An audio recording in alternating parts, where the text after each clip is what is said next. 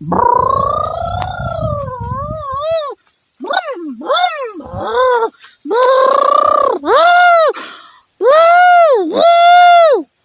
ಮಗನೇ?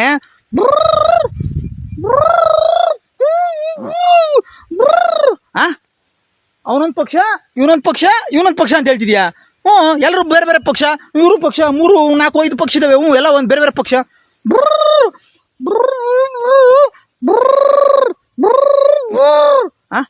ಓಹೋ, ಇವು 3 ಪಕ್ಷಗಳು ಪ್ರಜಾಪ್ರಭುತ್ವದ ಅಡಿಯಲ್ಲಿ ನಡಿಬೇಕು ಅಂತಿದ್ಯಾ? ಓಹೋ,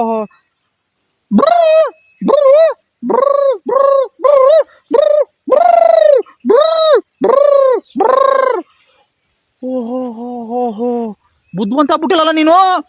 ಈ 3 ಪಕ್ಷಗಳು ಕೂಡ ಪ್ರಜನೆ ಪ್ರಭು ಅಂತ ಬಂದವರು ಅವ್ರವ್ರೇ ಕಿರೀಟ ಹಾಕೊಂಡಾರೆ. ಆ ಕಿರೀಟ ನಾನು ಹಾಕೊಬೇಕು ಅಂತ ಹೇಳ್ತಿದ್ಯಾ? ರೈಟ್ ಅಂತಿದ್ಯಾ? ಓಹೋ, ನೋಡ್ದ್ಯಾ ನಾನು ಎಷ್ಟು ಬುದ್ಧಿವಂತ?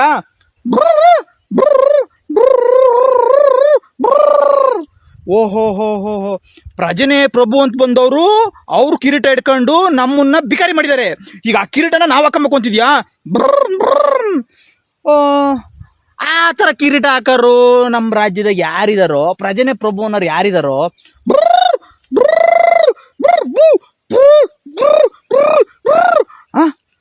ಏನು ಪ್ರಜಾಕೀಯ ಸೂಪರ್? ಓಹ್, ನಾನು ಜನ ಅಂತ ಹೇಳ್ತಿದ್ಯಾ? ಪ್ರಜಾಕೀಯ ಪ್ರಜಾಕೀಯ ಸೂಪರ್ ಅಂತ ಹೇಳ್ತಿದ್ಯಾ? ಗೊತ್ತಾದ್ಬಿಡು. ಸರಿ, ಪ್ರಜಾಕೀಯ ಸರಿ, ಇವ್ರನ್ನೆಲ್ಲ ಏನ್ ಮಾಡೋದು?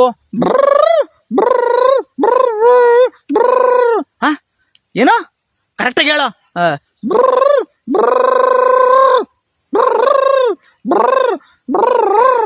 ಓಹೋ, ನಮ್ಮ ತೆರಿಗೆ ದುಡ್ಡೆಲ್ಲನ ಲೂಟಿ ಆಗ್ತಾ ಇದೆ. ಅದನ್ನೆಲ್ಲ ಸರಿಯಾಗಿ ಪಾರದರ್ಶಕವಾಗಿ ಲೆಕ್ಕ ಕೊಡುವಂತ ಕೆಲಸಗಾರನ ಆಯ್ಕೆ ಮಾಡ್ಕೊಂಬಂತಿದ್ಯಾ?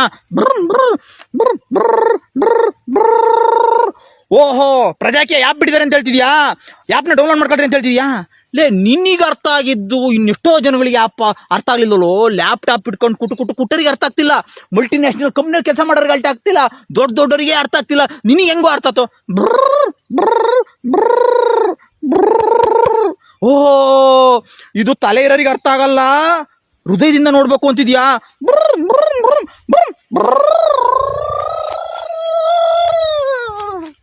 ಪ್ರಜೆಗಳಿಂದ ಪ್ರಜಾಕೀಯ, ಪ್ರಜೆಗಳಿಗಾಗಿ ಪ್ರಜಾಕೀಯ, ಪ್ರಜೆಗಳಿಗೋಸ್ಕರ ಪ್ರಜಾಕೀಯ, ಮಟ್ಟ ಹಾಕಲು ರಾಜಕೀಯ. ನಮ್ಮಿಂದ ನಮಗಾಗಿ ನಮಗೋಸ್ಕರ ಇಂದು ಬಂದಿದೆ